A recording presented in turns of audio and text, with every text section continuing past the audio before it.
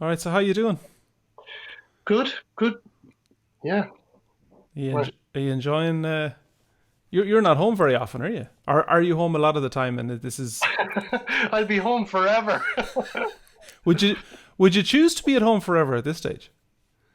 um, you know, that's gosh, that's a difficult question to answer, and it's surreal, isn't it? I mean, there's there's an apprehension on one side that you know, will there ever be work again in the larger venues that we're used to, and that we sort of use as a sort of what would you call it, like Income? yeah, well, as a measurement of, your career is developing. Like musicians tend to do that. You move from little folk club to 50 people, then you get into one that's 200 people, then you go to one that's 500, thousands, and you know what I mean. And it seems to be like almost a token of your success that you measure the size of the venue. So I don't know. I mean, I don't know. Like the band that I've been playing with, the Dublin Legends, it's an older, more mature audience.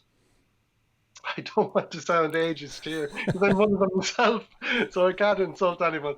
But you know, um, so maybe trends won't matter as much. They're the type of people like that.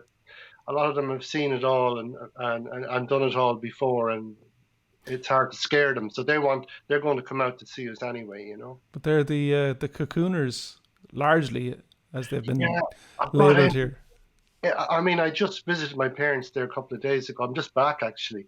I hate that word cocoon, and the two of them, like they're real rebels. They don't take it on board at all. Like they don't buy into this thing. But they're 94 and what 88. They're entitled to their opinion. I think at this stage of their life. Wow, 94 and 88. It's Yeah, amazing. he's still driving it. Well, my dad, the one thing just for the last 6 months, he can't play the fiddle anymore. He had he had this a growth on between his chest and his arm, and it was not malignant, but it was sort of cancerous. So he's had radiation treatment. Hates hospitals, doesn't trust doctors. This is the first time in his life, in 93 years, he's been in a hospital. Wow. I I think he was born at home. My So that's the type of people that you're dealing with, and who am I to go against them at this stage? Yeah, my mum's dad was the same. He wasn't in hospital or saw a doctor Yeah, from the minute he was born until a couple of months before he died. yeah, and And he lived till 92. yeah. Well, look, Enda, I don't want to see a doctor either. I'm not a good patient. I mean, it's not out of choice. Just I'm not saying we're like ostriches, like we put our head in the sand and it'll go away. But you know, they're of that generation. Yeah. Anyway, onto the music. It goes without saying that in terms of Irish banjo, there is no greater what's the word I'm looking for? Influencer. That sounds like a very modern word. I feel like going right here and say, it needs to come out. I know I promised I wouldn't do this, but there is no greater influence in the development of Irish music than Gerry O'Connor, and it's important to state that, and it's been said many times. And for me as a kid, 10 years old, 11 years old, picked up time to time, and it changed my world. It absolutely blew the world open musically for me. And you may or may not remember this, but you played in Galway Arts Festival 30 years ago or more with Vinnie Kilduff, Oh, and it was amazing. It just the was two of us. Was it just the two of us? just the two of you. Was it in the Tyvyark? It was. And I had a broken ankle from playing. My ankle, I was on crutches from playing football in Paddy O'Shea's in Bantry. I was on the local soccer team. And Vinny had a hangover and he wore shades. I Is that remember. counting? I remember the shades, and now you mentioned the ankle. I remember the ankle. Yeah. And look, I mean, I'm sort of blushing because, uh, look, isn't it? I mean, I'm grateful that I've at least utilized some modicum of talent that I have to inspire people. Sure, look, I have a litany of people that inspired me as well, and you know what? Every musician, no matter who they are, must have like a mentor or something. Do you know? I mean, I go to a chap for fiddle lessons. He's a classical musician. You know what I mean? And it's so important. It really is. But getting back to the banjo, I mean, I was 30 years of age when I recorded that, and when I was growing up, well, I'm nearly I'm 60 this month. So you go back to what, 1968, 69, 1970, 72. I mean, it was just Barney McKenna. I mean, I was 16 or 17 before I met Kieran Hanrahan in his house over in Ennis. And I was just picking away with one of these sort of red, there are these Herndon picks that look like that, with a banjo that was like 20 pounds that my uncle had bought me. And, you know, you can imagine how I felt when I mean, he was Kieran and Mikey and Paul Roach. I mean, they were like geniuses. The amount of tunes that they had, you know, and I was, there was a newspaper, it's still out at the moment, called the Sunday World. And they had this advertisement campaign with a white t-shirt. Are you getting it every Sunday? Hint, hint. No, I used to love this T-shirt, but I arrived down to the Hanrahans with Paddy McNevin, Lord to rest him. He was a Dublin man who happened to come by our village and was going over to Clare, and he saw me as a budding banjo player. Come on, I'm going over to see Kieran Hanrahan. I never heard of him before, so I said, yeah, sure. So I had just been playing hurling, and I had my front teeth knocked out, right? So I had stitches on my lip, no front teeth, and a split over my eyebrow as well, right? My hand, my little finger was like this. And yeah, sure, I go over to the Lions Den. And so that was it. So Mrs. Hanrahan said to me, of course, there's tremendous rivalry between Tip and Clare, even back then in the hurling. And Mrs. Hanrahan took one look at my T-shirt and took one look at me and says, Jesus, somebody gave it to you anyway. So, but, oh gosh. So when I was growing up, there wasn't, I don't know, I look at Enda, like, I'm sure every Irish musician knows that's come from a musical family. Like, it's just wall-to-wall music at home. My parents, without the music, they wouldn't have lived to as long as they have. It's part of their social fabric of their life. I mean, our house is like Grand Central Station. You wouldn't know who. I could get up for breakfast in the morning, and there could be a stranger sitting at the table having breakfast, having come in from the night before from the session when I was growing up. And so, like, Seamus Connolly, Paddy O'Brien, they used to live and come to the house. There's so many people used to drop by. It was unbelievable. But that's from a social point of view, like, you know, Daddy playing the fiddle. And so we had music night, noon, and morning. And still when I drop in, she'll have the music program on the radio or something like that. So they tried me on the fiddle when I was about 8, and I just never took to it. And I was more interested in other things, you know, worldly things. And I discovered Radio Luxembourg 208. And so my grandfather gave me a small little radio. So that was under the pillow. So that was like Slade, Rod Stewart, the band, all the Led Zeppelin, everything was going out. You know, I really turned it up loud to drown out the fiddle music that was coming from my father. Because he played every night. He played us to sleep. So, but I mean, so banjo, I just... One night in a session in Gary Kennedy, this chap called Larry Ryan from Limerick came out, and it was a banjo in the session. Now, we used to go down with the parents, my brother Mike as well, who plays, and this new sound, what is that? You know, and it was just, you know, it just needed just something to ignite the interest, you know. I mean, of course, I liked it, and you know, when you're that age, you don't think about being a professional musician or you know, investing so much time into it, you know, be a pastime while I, you know, did something else, you know. So that was it. And then Barney McKenna was the only music then on banjo. I'm talking about like 72, 73.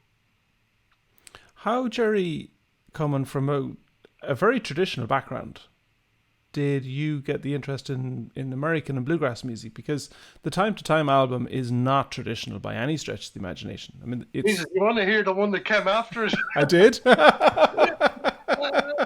You know.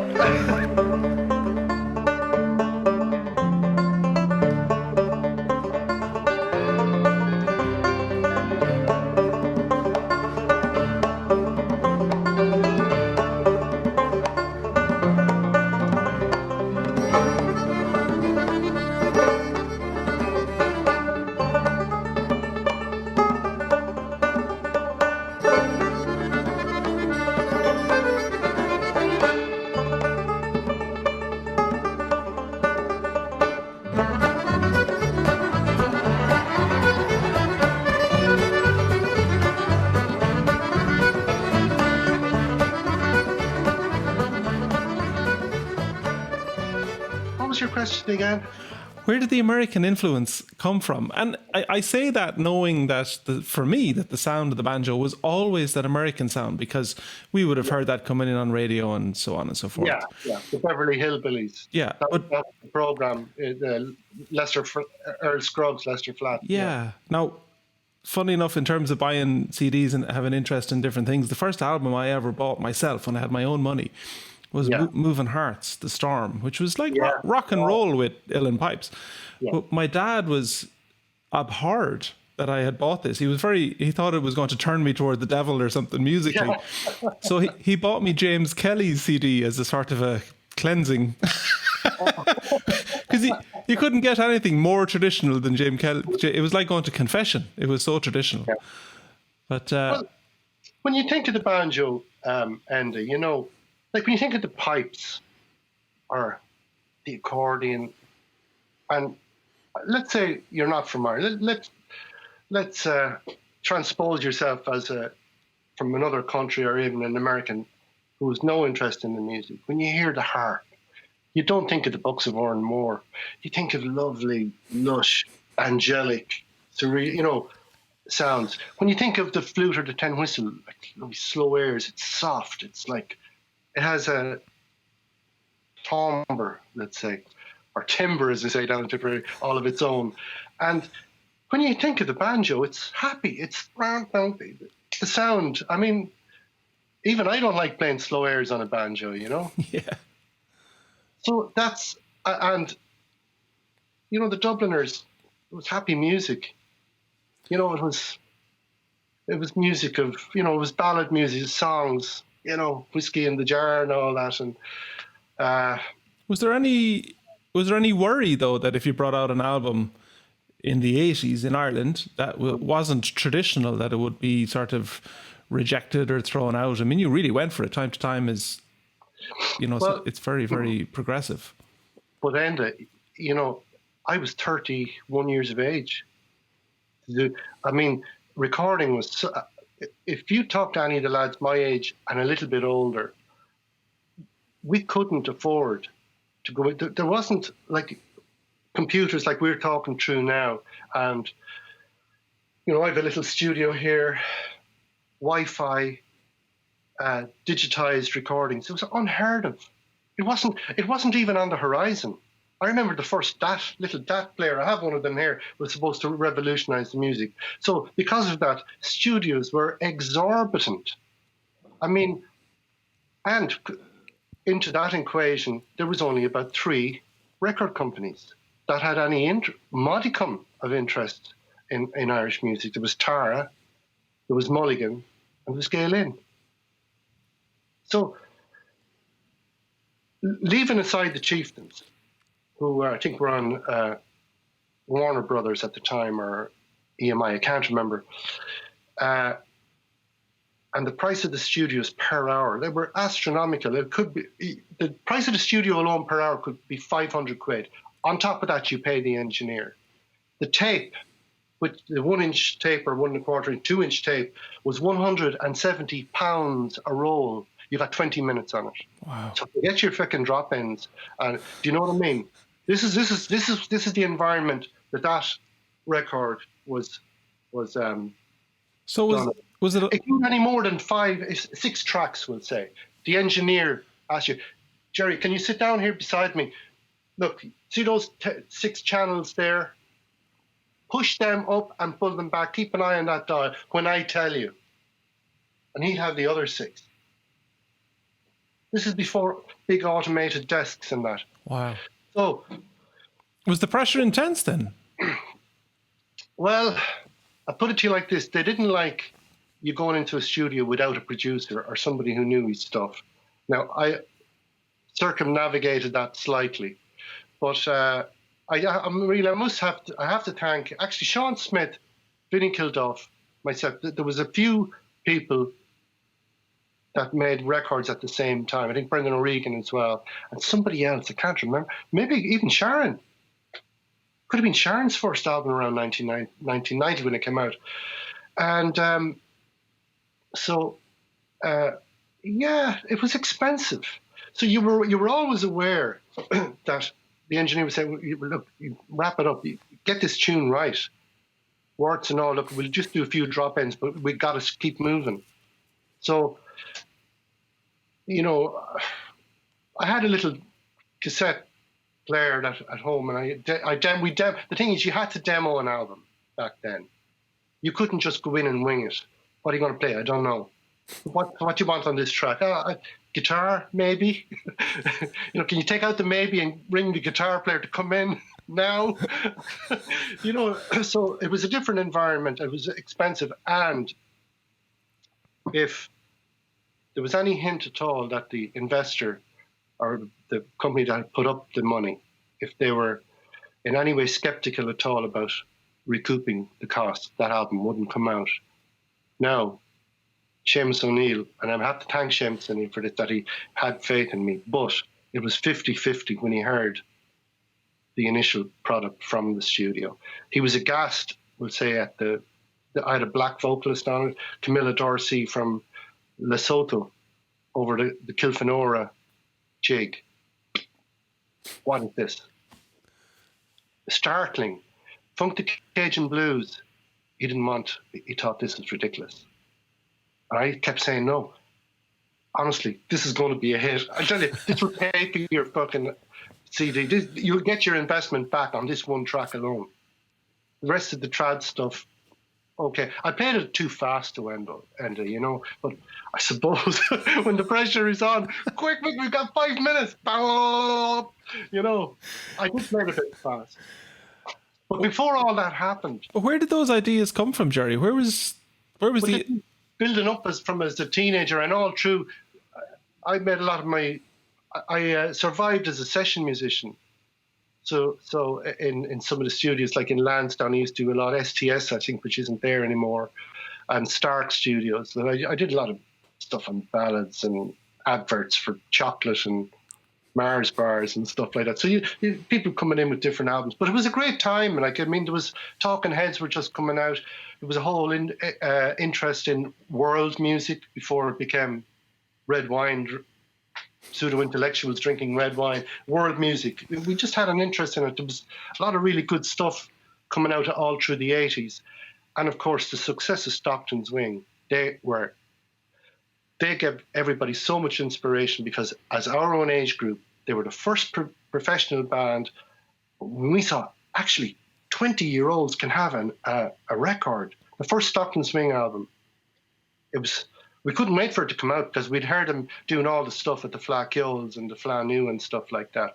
So when we saw those young guys getting an album deal and being successful, that really pushed the boat. It gave hope to the rest of us at the time, because in a way, and even though it was after the folk boom, I mean, even Take Irish Dancing was non-existent, being laughed at, and but you could still feel it's like buying a house at the low end of the market. There's only one way it can go, which is up. So the likes of Vinnie and Sean Smith and myself and loads of other, Martin O'Connor, we were all in that. It was just ready, waiting to explode. And the fires were ready when Sharon released her first album. The scene, the battlefield had been set. There's where we're going to do battle. These are the airwaves. These are the DJs that will play this. So it happened, it's almost like by osmosis. But through the 80s, there wasn't a hope of a banjo player getting a solo album. Not a hope, Enda, because it didn't fit the, what would you call it, the agenda then, you know? It's so interesting because when I started to come into the field of recording albums, it was just a thing that you did. And, Yeah. you know, I did my first one 20 years ago. God help us. Time marches on. It does. Scary. When you think about the last 10 years, I mean, there is an album a week, an album a day. There's so many bands. But Yeah. the seeds for that fertile ground was all laid, as you said, with, you know, you and Sharon and Stockton's Wing. And before us, you have to kudos to Donal and Moving Hearts. Everybody underestimates the Chieftains. My God, without the Chieftains. Yeah. I mean, there wouldn't even be music on RTE without the Chieftains. And the Dubliners. You know, the Dubliners, in all fairness to them, always had 2 or 3 good traditional tracks, like Colonel Fraser, The Swallow's Tail. You know, they always had John and Barney. They were a great duet, and Yeah. Kieran on the whistle. There was a nod of appreciation to the traditional instrumentation. And were they a big influence? Was there a big awareness for you, obviously, of the Dubliners? If for my generation, it wasn't as important. They were huge. Oh, they were coming to the end of it. Well, they went into a hiatus through in 1983 or 84. I was in a band called the Wild Geese. We did support to them out in Vienna. I mean, we thought we were great, playing to 200-300 people a night. Sophie and Sal Vienna, nearly 4,000 people. Some of them queued overnight to get in. Wow. And Manus Lunny did the sound for them because they turned up without a sound man. So they used our little small PA for nearly 4,000 people. You could hear a pin drop. Wow. It's unbelievable. That was an eye-opener. And that was just before Luke Kelly passed away. He was ill that night. It was sad to see. But they were great. Yeah, they were big. After that, they went down a little bit, and then Eamon Campbell joined them and convinced them to do the Irish Rover with the Pogues, and up again. But it took 10, 12 years. But they were unfortunate that a few members died, and they were very close. Was Barney a good banjo player?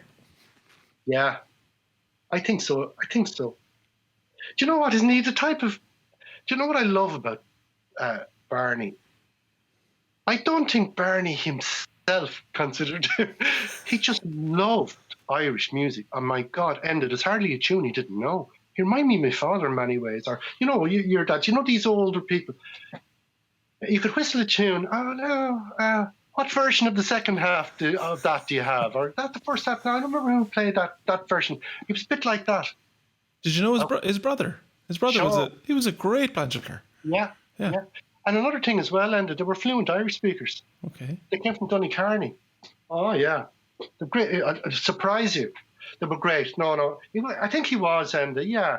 I mean, who did Barney have to listen to before he came on? I mean, you've got to cut a bit of slack there. Oh yeah. I know there was the Ockram Slopes Cayley band had a chap, Danny Tracy, I think. Paddy O'Brien told me about him, but the rest, no, not really. No. Yeah, and another thing as well, Enda, people. I found it hard to get solo gigs in Dublin when the kids were young, around 1980, 81. Now, you'd always have fans that love the banjo and people that hear you in the sessions. Yeah, that's great. But trying to get a gig in the meeting place or Slattery's in Capel Street, it was damn hard. What do you play? Yeah, what do you play? Play the banjo all night? Yeah. So it was really fucking hard. Yeah. And there was part of the... I don't even have a word for these type of people, but they're sort of latent. They remain dormant. They're in the undergrowth, the peripheries, but have a certain kudos for vocalizing some intelligent utterances about tradition. They would be quite happy if the banjo never even showed up in Irish music. Sure. So, and these people can sway people. They're lurkers. they often don't play themselves, by the way. Yeah, But they're like spin doctors. You've got to be able to identify those people. They only smile at you and like to be seen with you when you're successful, or when if they're told that someone else tells them that you're successful. You know these things? I mean, it's just part of human nature. I understand that. But that's another thing that you fight. Of course, your own age group, and when you're a young fella, and the girls.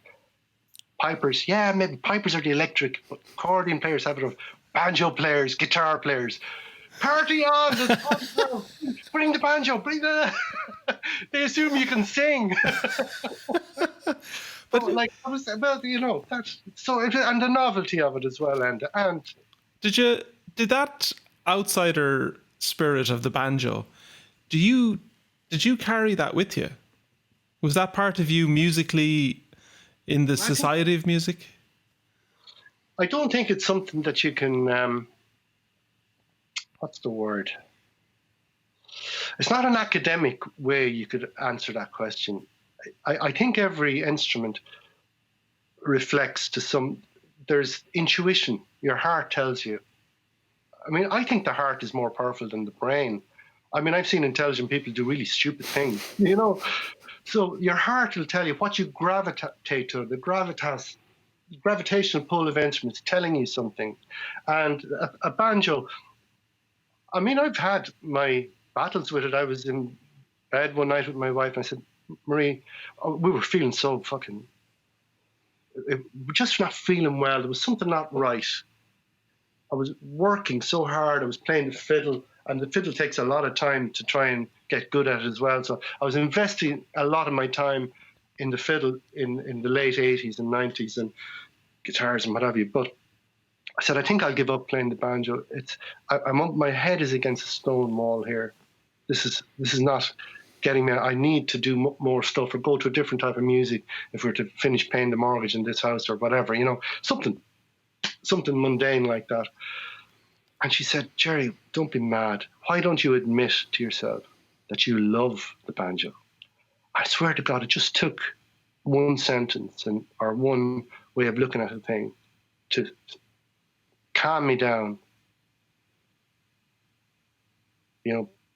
Cross again and go the next flight of steps, So I suppose it does, yeah. I mean, look, I told Fiach, my son, learn the pipes. If you don't learn the banjo, people are going to slag you. You're not as good as your old lad or whatever, Yeah. O'Connor, is Gerry O'Connor you better? Jeez, he's going great. Well, what happened to you? I said, Fiach, don't leave yourself open to that. Don't let them match it like that. I said, if you like it, play it for fun. But I said, if you want to go out and play it, be a professional, try anything else. He loved the pipes, Davy Spillane. So, what's his name? Sean Potts' dad, Sean Senior, got him a set of practice pipes from Piper's Club.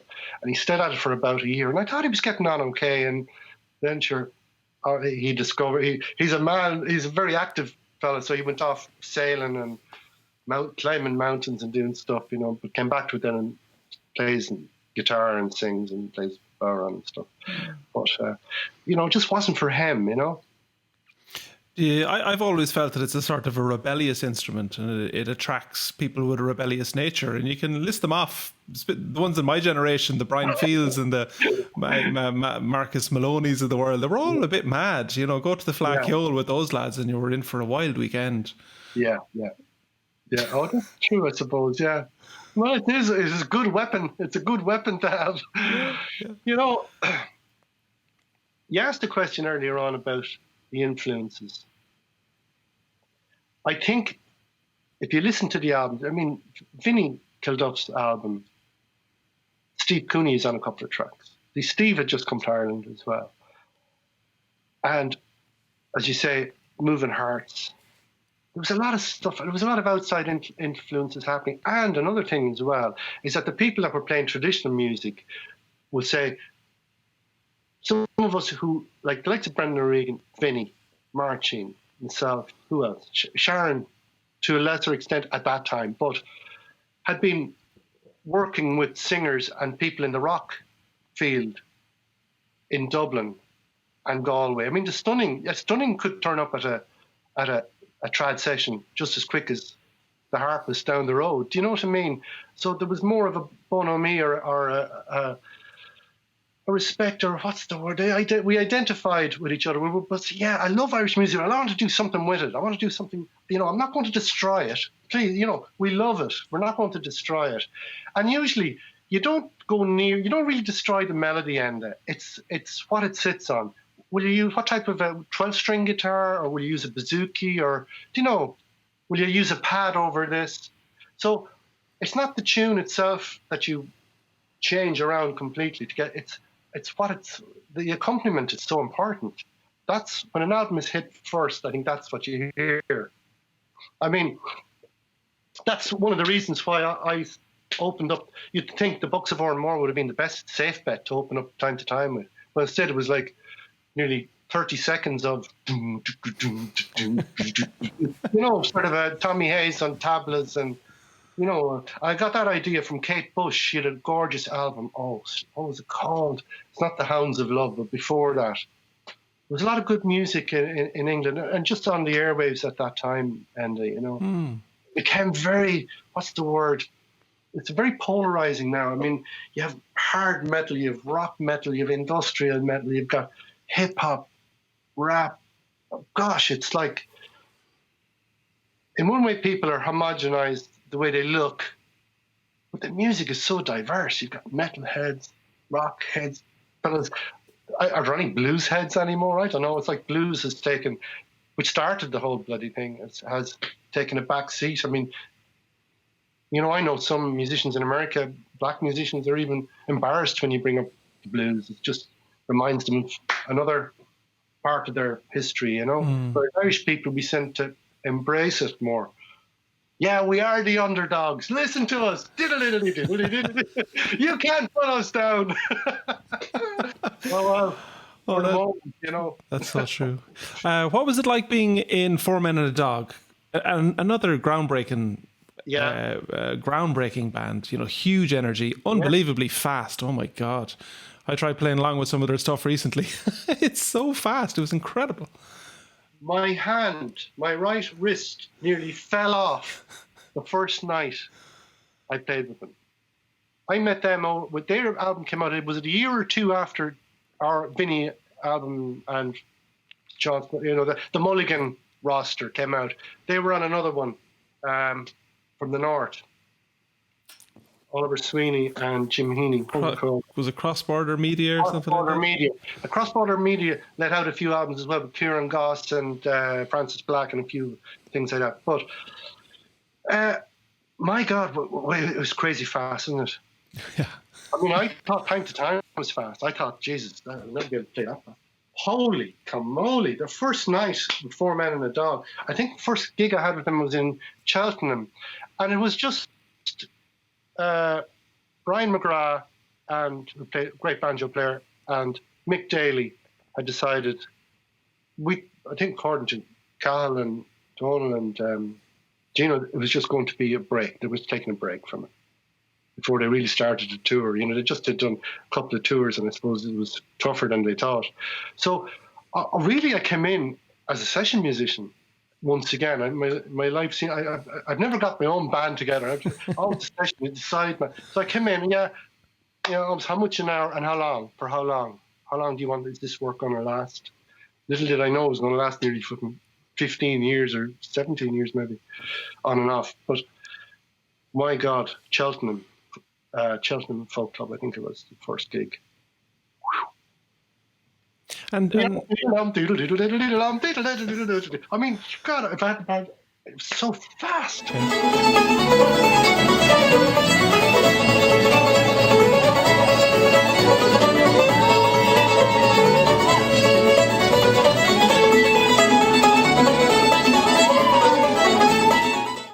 And two banjos for quite a lot of it as well. Yeah. Again, unheard of in Irish music. Yeah.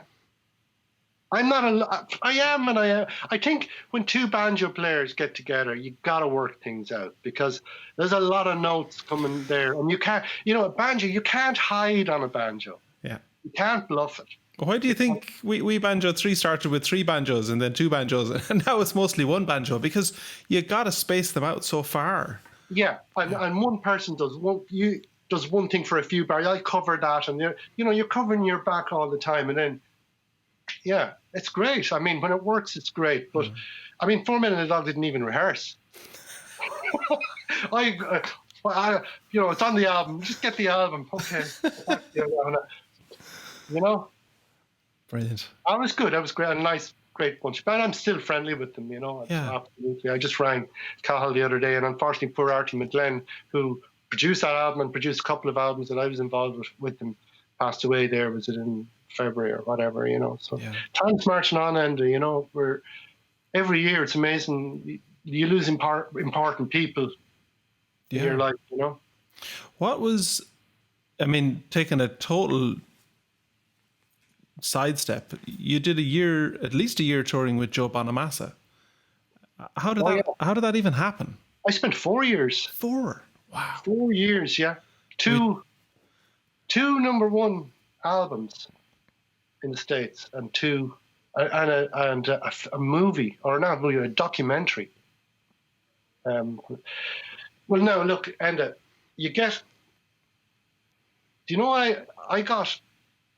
I knew the lads that worked with Van Morrison's band, Paul Moore, Dave Keary was Dave there? I'm not sure.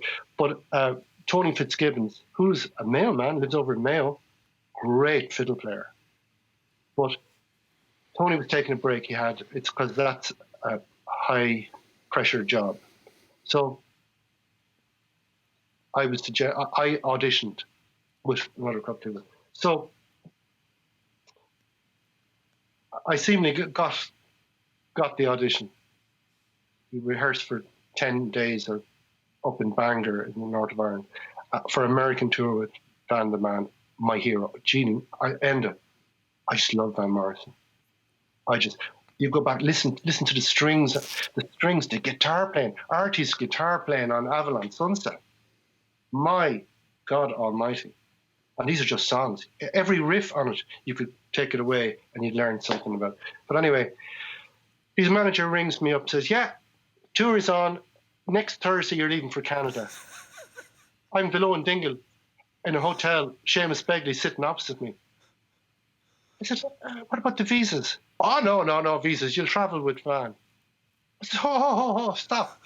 I said, you want me to go to Canada and 3 gigs in America without a visa? I said, I can't do it because it might work out. I might just get this tour, and Tony's just taking a break. So this is not a long-term option. I was nearly in tears when I put the phone down and said, look, thanks very much, but I was nearly crying at the table on my birthday. I said, this is the worst birthday of my life, Marie. Get me out of Dingle. I want to go home and I want to sulk.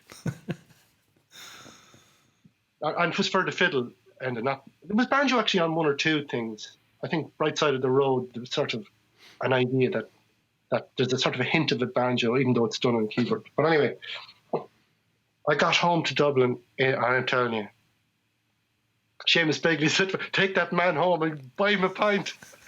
Get him a whiskey. So anyway, I went home, and that evening, and there was an email waiting for me. I mean, talk about following your heart, as I said earlier. Sometimes your intuition and your instinct really is better than your brain. And there was an email and a phone call, one from Conor Brady, who's a great guitar player in Dublin, says, expect a call from this chap, Joe Bonamassa, his office. So I looked at the email, and Kevin Shirley. Is it Kevin? Who's that? Must be an Irish guy. Hi, I'm producer and arranger with Joe Bonamassa. Can I give you a call? And Joe Bonamassa I wasn't aware of it really. I knew his name as a whiz kid on the guitar. I didn't know what type of music. I didn't know whether it was going to be LA Sunshine music on a Fender Mustang, or whether it was going to be blues or Steve Vai, Toto, hard stadium rock or whatever. Seemingly it was blues music, as in B.B. King, great music. And he had this project in mind. He wanted to do an acoustic an acoustic set, and he wanted to record it in Vienna Opera House, which is synonymous with Mozart, and and we just learned the songs, and from there, people really liked it. They did a video of it, and on and off. Then was the way Joe. I didn't realize that he has there's a motif on his trucks, always on the road, and my God, they don't joke. I mean, the tours were up to 8-10 weeks.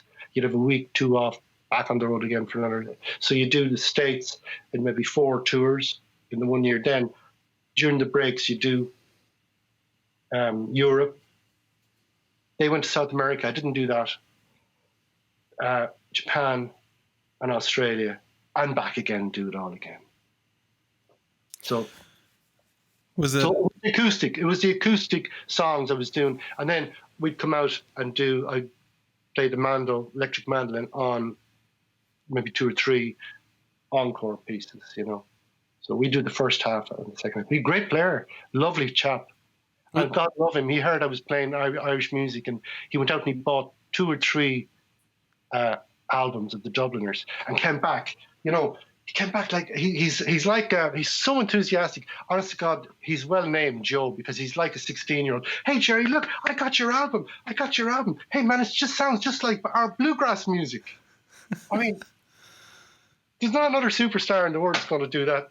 Yeah. One of their session players. I mean, you really did feel like you were part of the band, and great to work with. Ultra professional. It was hard enough, Enda, because some of the tunes on the fiddle were in E flat, C sharp minor. You would have to work at them, but they wanted that Irish inflection in that sort of music. If you ever get a chance, there's live at the Vienna Opera House, Joe Bonamassa acoustic. What was the touring like? I mean, I've toured America, and you do long drives and back of vans, and I mean, you've done all the hard stuff as well, I'm sure, all over Europe. What was it like touring with a superstar? 5-star touring. Yeah, give us a bit of an insight into that. Make me jealous. Well, we stay at the band just stayed at the Four Seasons or the Ritz. The others stay at the Mar. So but then again, you get in at 4 or 5 in the morning from the sleeper bus. You check in. You have to be checked out at 12. I couldn't. Yeah, after a while, it was just: is this bed comfortable or not? It sounds good, But they were booking them all the time. They're not as exclusive as people think. When you're booking 5 or 6 guys for 200 gigs in America, and you go to the manager of Four Seasons, say, how much is it normally? How much are these rooms normally? $700-800 a night. Okay, for 200 nights, 4 or 5 guys, you get it for half that. It's all relative. As Joe said to me one night at the merchandise stand, you see all these caps and stuff like that, they pay for your hotel for the whole year. Yeah, probably one night of sales. Yeah, you're not talking 10,000 people, Enda. I mean, you're talking the crowds that you've played to, maybe 3,000. But you've got to keep them regularly coming. And they have to love you. And Joe has the blues, and there's no one else doing the blues. He's a young lad. Well, he's probably now 37. He's an incredible player, though. He claims not to even play the acoustic. I mean, God, why did you give people so much talent?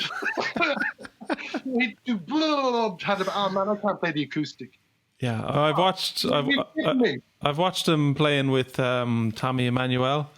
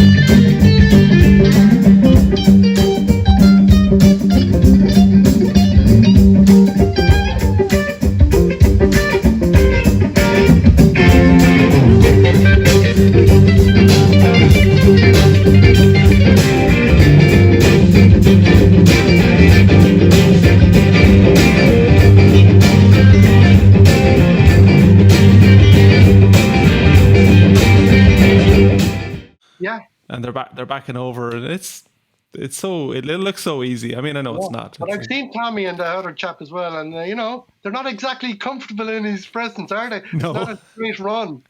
You know what I mean? It's sort of going into extra time there. They're looking at the fact, when is the ref going to blow this sun up? That's good. That's how you get, But I mean, Joe has said it himself, like that Tommy has the best of everything. He's solo, himself and another guy, out they go to tour. He's everything on stage. He doesn't even need a roadie. Yeah. They're great, though. I mean, they work hard, and you know that. People say, isn't it great being on the road? That's going back to your very first question. How do you feel about maybe never, are you going to work again? Are you going to tour again? Are you glad to be home? I mean, it is a lot of work. And your last set of touring then was with the Dublin Legends up to this lockdown. I mean, that must have been a different pace altogether again. Oh, do you know what? It was great. Just 10 days, maybe 2 weeks, 3 weeks maybe at a push. And, a lot slower. But still, though, we have, like Tom O'Brien, Audio International, or the company, they're a sound company here in Dublin. They're associated with the National Concert Hall, Tom and Pat O'Brien. They're been at the centre of the sound and electrical business since the late 60s. And they know how to do things. And Tom, even though he's our sound man, he also our tour manager, and he usually brings a guy with him as well. And plus we have a driver as well who brings a little minibus from Germany. So it really is. I mean, these things are easy to do. You know what I mean? Once a group of lads get together and say, look, if this gig doesn't pay a certain amount and we have to sleep on floors, what's the benefit of doing this gig? How is this going to benefit my career? Oh, it'll toughen you up, son. We all did it. No, it doesn't toughen you up. What it does is it takes any hope and inspiration away from you and makes you feel unworthy. Now, that's as an adult. As a teenager, fine. Yeah. God, that lovely looking girl, she's going to be there. I'll sleep on the floor. Yeah, sure. That's okay for that has its place. But when you get older and just take it more serious, and if you're married or if you have financial responsibilities, nobody's going to take you seriously unless you take your music seriously first. And when you look at the people people like Sean Maguire, Joe Burke, Lee Mogo Flynn, the Lord mercy, all the greats, I mean, they took their music seriously. Joe is the funniest person you ever met, Joe Burke on the accordion. My God, does he take it? He takes his music seriously. He's done some of the great traditional records. You can be humorous, witty. There comes a point, okay, that's the Rubicon there. Don't cross that. I won't,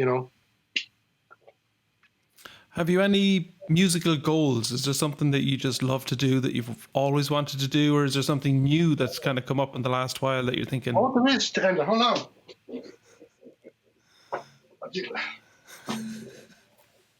Let's just get this here.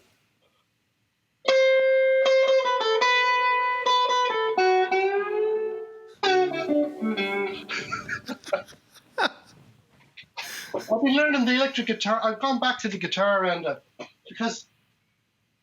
When you say you've gone back to the guitar, how do you mean? Well, that was when I was 10 or 12, I had a guitar going as well, but there was nobody around to play, I picked up this nice guitar in, of all places, Sweden. You see that there?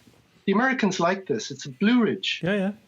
It's and it's got a real narrow neck, which, I'm not, because I'm used to the banjo and mandolin and bazooka, so it's got a nice narrow neck. It's a flat picking guitar, Oh, look.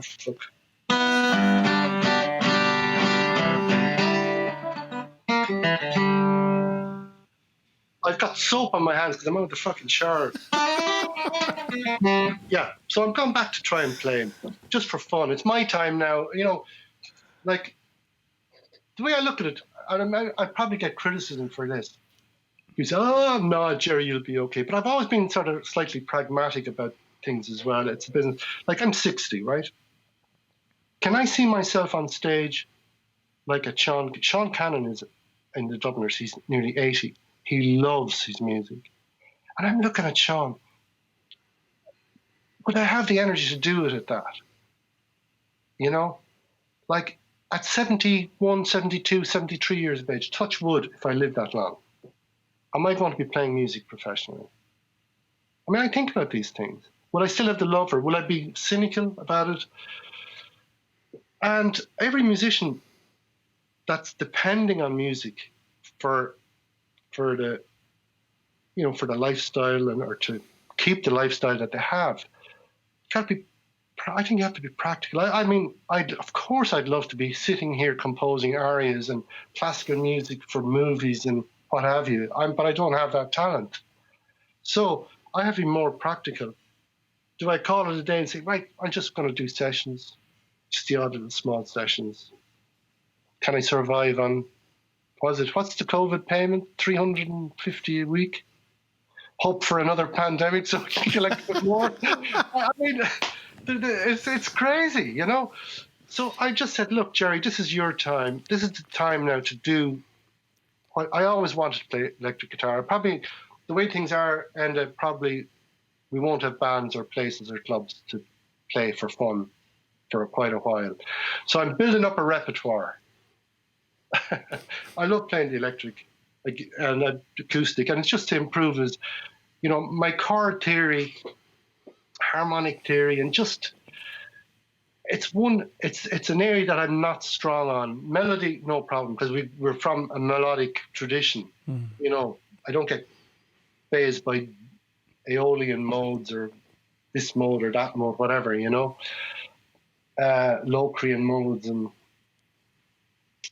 but the chord structure, how to almost orchestrate a piece. So I find the guitar is great for that.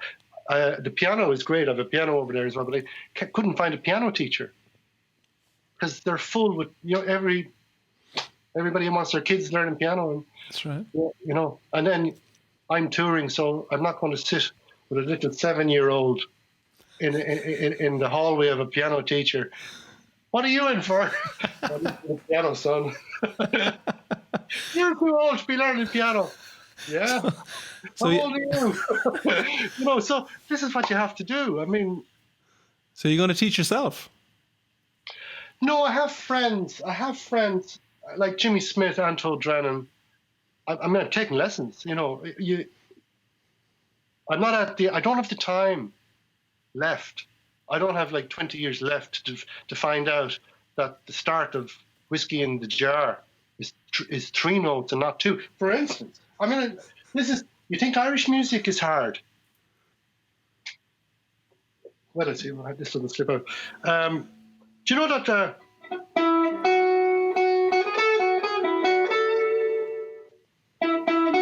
Where is it? Yeah. Everybody plays it like that, but in fact, it's the quickest triplet. That's how he plays it. Everyone plays it.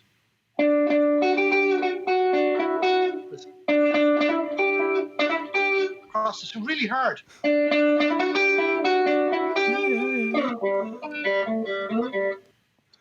And little things like that, I'm discovering them all the time. Like Peter Green.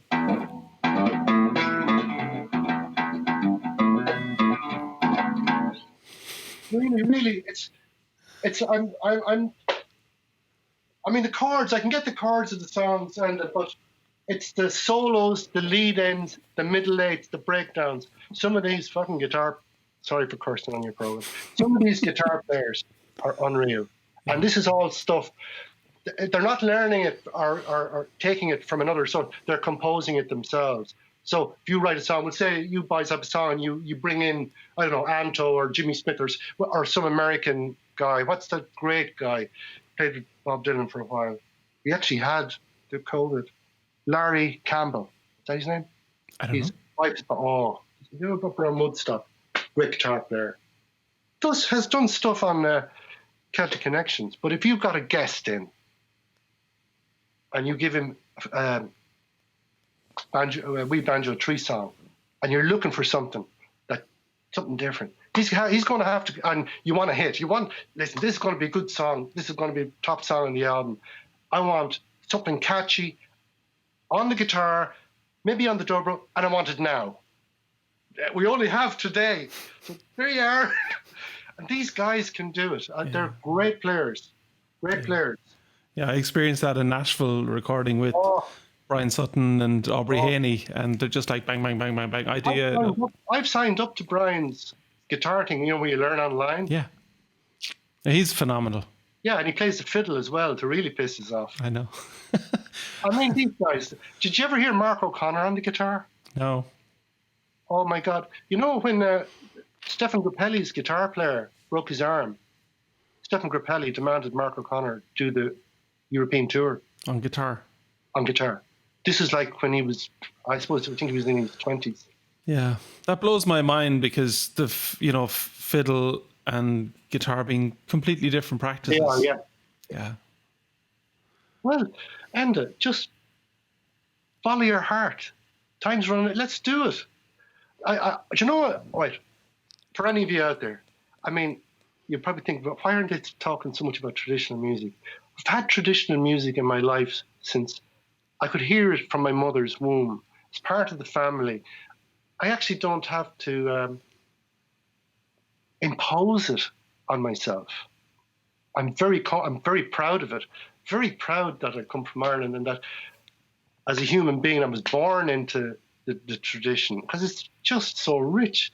Music, the amount of people we've met in it, and where it has taken us, and to think that I don't know what my life would be like if that was deprived from me. What would I have done? I'm just trying to think, what else am I good at? There's not a whole lot. I'm just trying to think, what Gerry O'Connor, what? Okay, well, you can play music. What else can you do? Tiling. That's right. I tiled my own floor, but I was only joking. Well, I did. I tiled my own. I'm not allowed to do it anymore because I love DIY.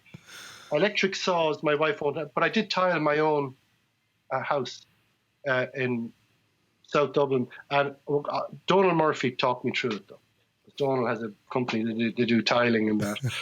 But so I'm just enjoying it, and just hope that this. I don't hope. Look. There's nothing we can do. We just have to accept the way things are going, and yeah, it will pass eventually, whenever that'll be. I mean, all these things come and go in time, Yeah. And God knows people will be there.